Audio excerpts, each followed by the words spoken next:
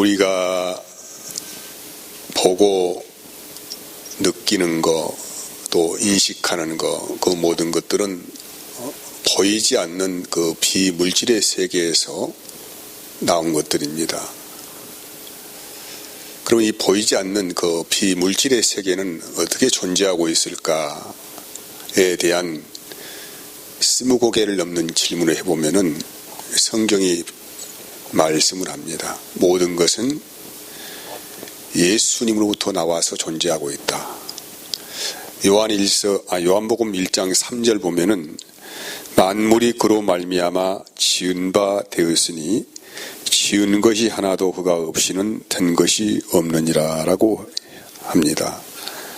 세상 모든 만물은 하나님으로부터 나오는 것이다. 하나님의 지혜를 통하여서, 또 하나님의 언어를 통하여서, 하나님의 마음과 생각을 통하여서 나온 것들을 현재 우리가 보고 있고 또 지각하고 있다는 것입니다. 로마서 1장 20절 보면은 창세로부터 그의 보이지 아니하는 것들, 곧 그의 영원하신 능력과 신성이 그가 만드실 만물에 분명히 보여 알려졌나니 그러므로 그들이 핑계하지 못할지니라고 합니다. 만물은 하나님의 지혜이고 하나님의 언어이고 하나님의 능력이고 하나님의 생각, 마음의 표현입니다. 그래서 여기 신성이, 하나님의 신성이 모든 만물에 깃들여져 있다라고 말씀하는 거예요. 신성이라고 하는 것은 그 어떤 사물의 복합적인 총체적인 법칙을 말씀하고 있는 것입니다.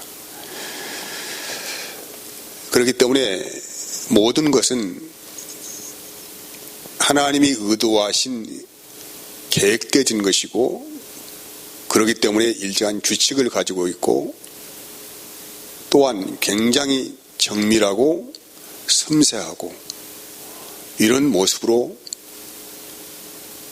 보여지고 있습니다.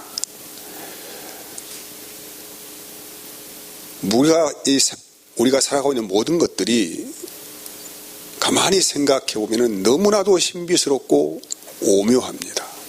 근데 그 신비스럽고 오묘한 것이 향방이 없느냐? 그렇지 않아요. 모든 것은 질서 있고 굉장히 조화롭고 균형이 있고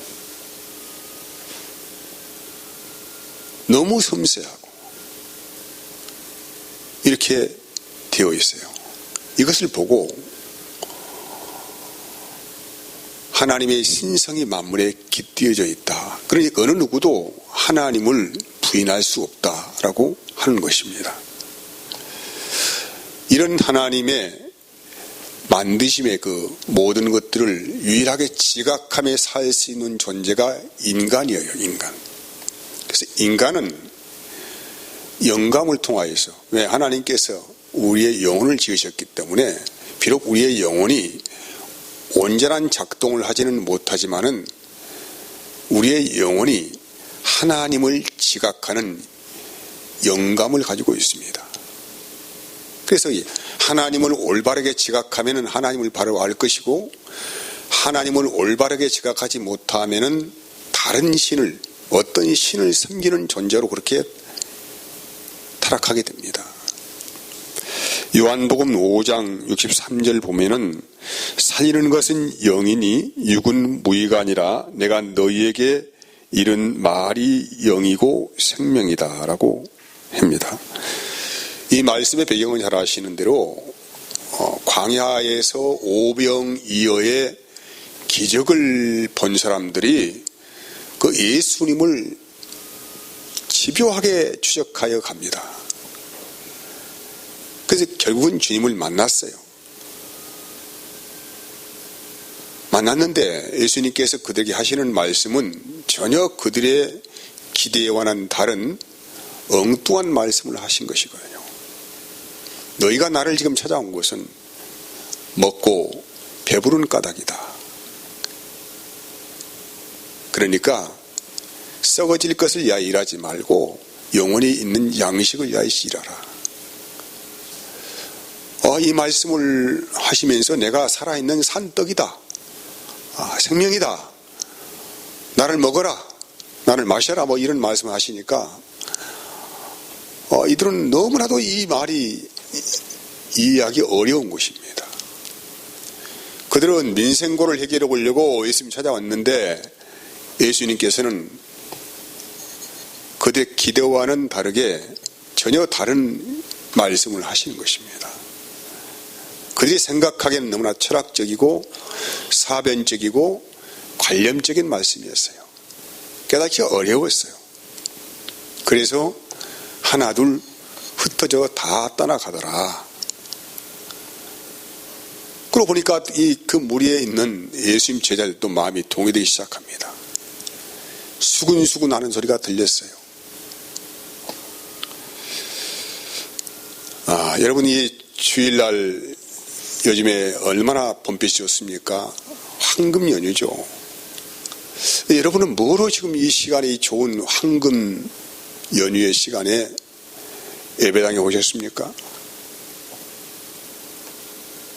혹여나 오병이어의 기적을 경험하고 그 기적을 추적하여서 주님께 그것을 얻어보겠다고 혹시라도 오신 분이 있다고 한다면 대단히 잘못된 발걸음을 하신 것입니다.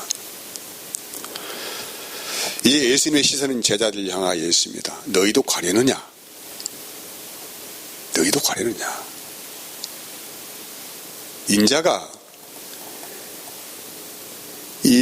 내가 이런 말이 영의 생명이다, 이 말씀 이전에 예수님께 뭐라고 하냐면, 인자가 이전에 있던 것으로 다시 돌아가는 것을 보면 어떻게 할 것이냐 너희들이, 이렇게 말씀을 예수님께서 하셨거든요.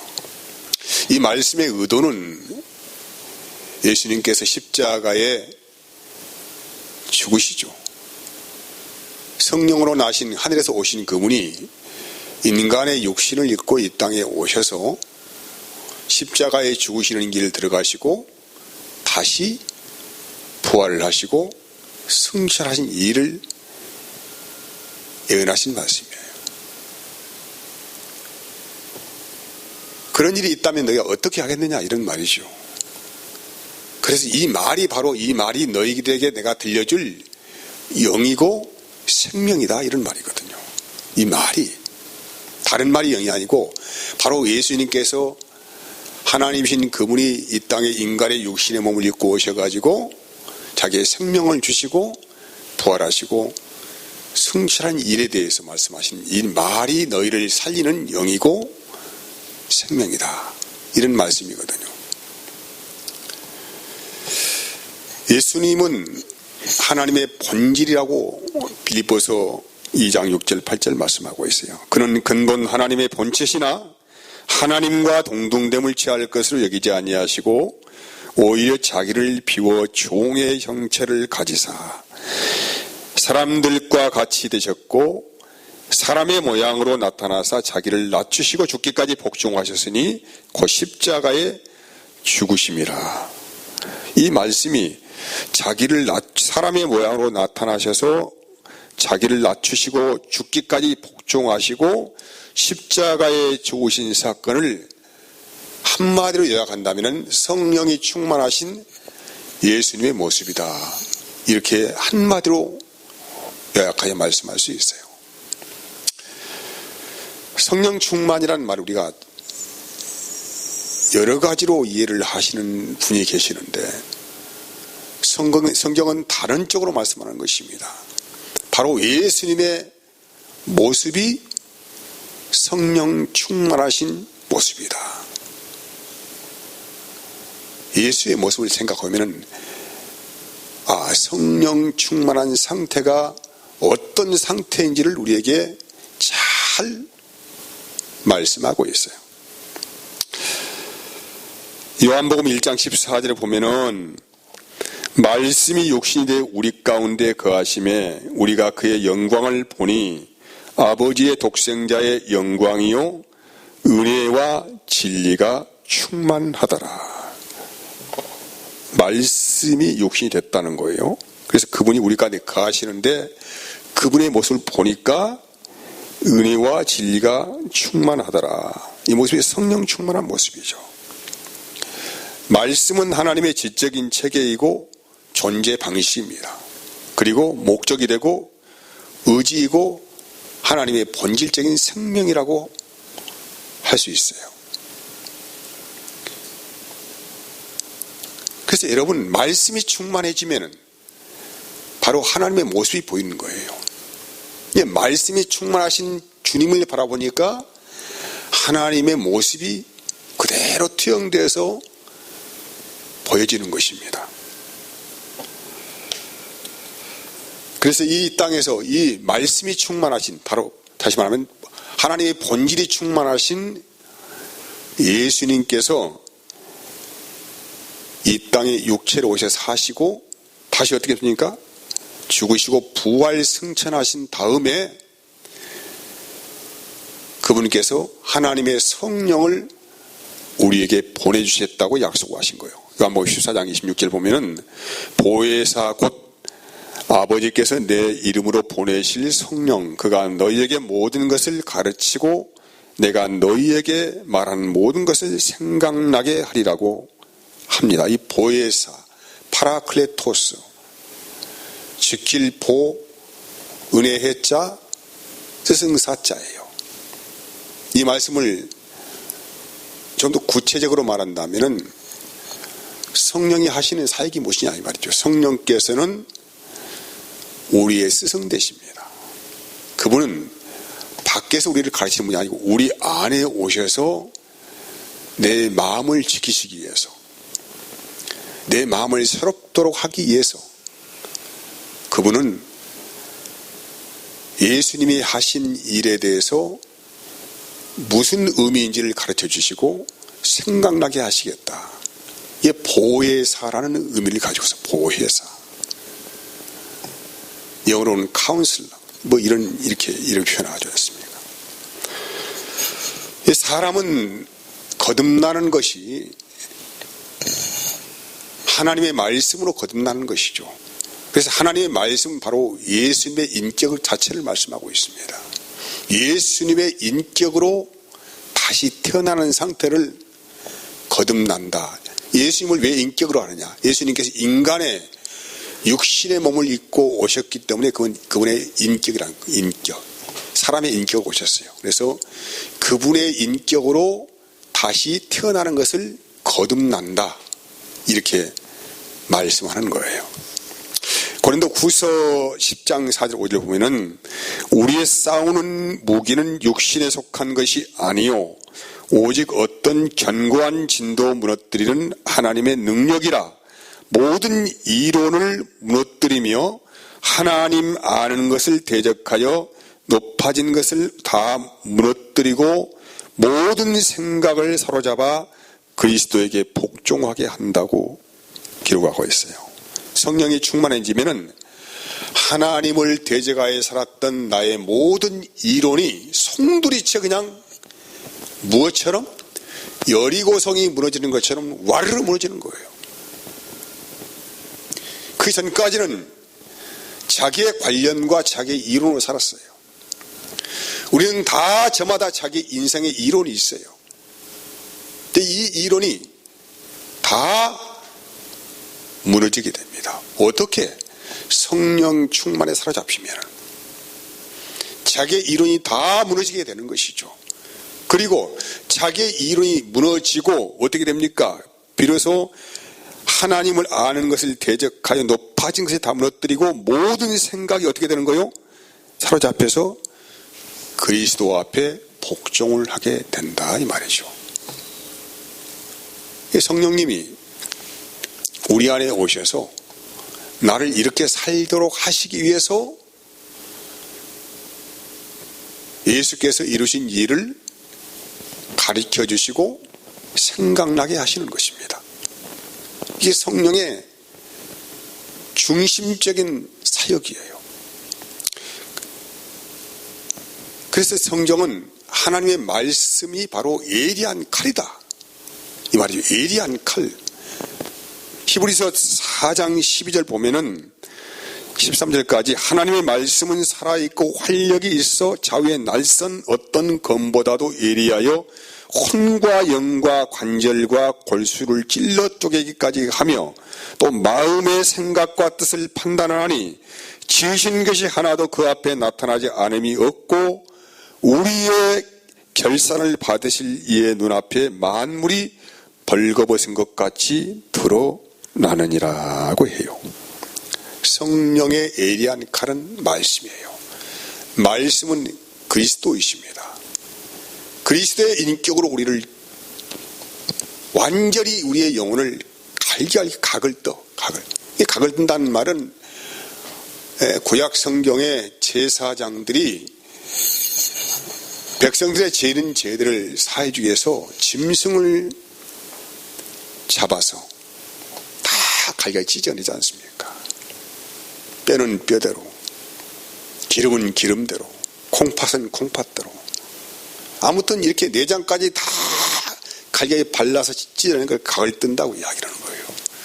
이 성령의 역사는 우리의 심령 깊숙이 들어와서 우리의 관절과 혼과 골수를 찔러 쪼개는 대수술을 하는 것입니다.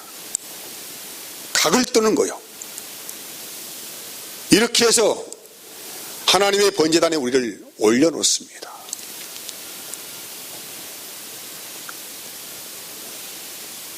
하나님은 그 향기를 맡으시고 우리를 용서를 하시는 거예요. 이것이 이제 성령이 우리를 구원해내시는 방법이고 우리를 이끌어 나가시는 방법이에요. 우리의 사지를 발라서 갈기갈기 찢어서 너덜너덜하게 만들어서 이렇게 해놔야 자기 자아의 주장을 하지 않잖아요. 그래서 하나님이 히브리 12장에는 하나님이 자기 사랑하는 자들에게 징계를 하신다고. 징계. 여러 가지 징계들을 통하여서 하나님께서는 말씀의 검으로 우리를 갈기갈기 각을 떠서 찢어 놓으셔서 하나님의 번제단에 올려놓으셨습니다. 바로 예수님께서 그렇게 하셨어요. 성령에 충만하신 예수님께서 성령의 능력 안에 들어가서 완전히 자기의 영혼을 갈기갈기 찢어서 하나님께 우리 대신 올려드렸다는 것입니다. 하나님은 그 향기를 맡으시고 예수님의 그 향기를 맡으시고 우리의 죄를 용서를 하신 거란 말이죠. 그래서 여러분, 각이 떠진 사람들은 이제 자기 안에 자기의 향기가 나는 것이 아니고 누구의 향기라고요? 예수의 냄새, 예수의 향기가 나는 거란 말이에요. 예수의 향기가. 하나님이 이것을 맡으시는 거예요. 예수의 향기를 맡으셔야만이 하나님이 비로소 너는 내 아들이다, 나의 백성이다, 이렇게 인정을 하시는 것입니다. 그래서 오늘 이 성령이라고 하는 예리한 칼로 발라진 모든 사람들에게들은 그 향기가 나오는데 19절 말씀이에요. 어떻게 기록하고 19절 말씀에 성령 충만을 받죠. 성령의 충만함을 받으라. 시와 찬송과 신령한 노래들로 서로 화답하며 너희의 마음으로 주께 노래하며 참송하며 범사의 우리 주 예수 그리스도로 이름으로 항상 아버지 하나님께 감사하며 그리스도를 경외함으로 피차 복종하게 된다, 이 말이죠. 우리에게 시와 찬송과 신령한 노래가 어떻게 나옵니까? 우리는 나올 수 없는데 우리 안에 그리스도가 살아계심을 통하여서 우리에게는 향기로운 냄새가 나는 거란 말이죠. 그래서 우리는 찬송이라고 하는 것은 나를 구원하신 그 은혜 안에서 기쁨의 찬송과 시를 올려드리는 것이다. 그냥 우리가 찬송가를 부른다는 의미가 아니죠. 이 찬송은 새 노래입니다. 하나님의 은혜를 받은 사람들이 서로 기쁨 가운데 그 성령의 교통 안에서 시와 찬송과 노래를 하는 거란 말이죠.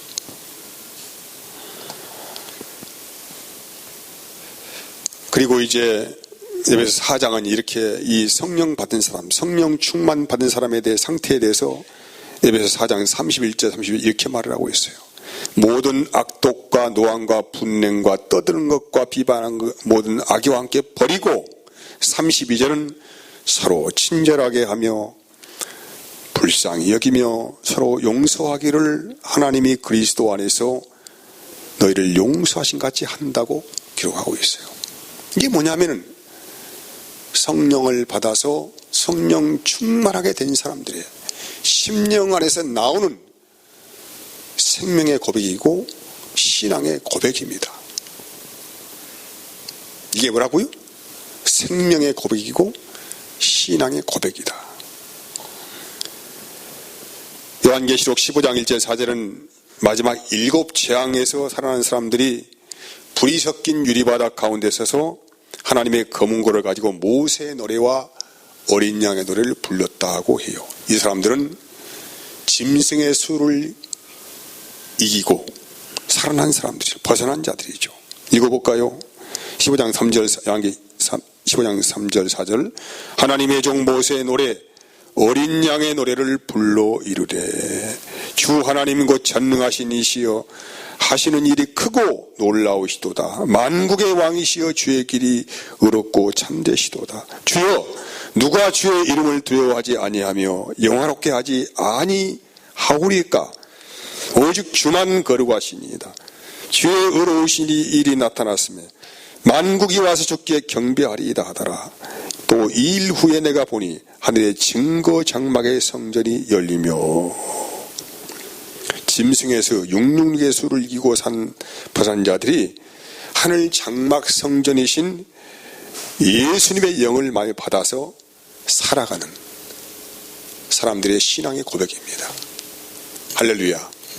오늘 저와 여러분들의 삶 가운데 이런 향기로운 삶이 날마다 진동되어지기를 진심으로 바라고 원합니다.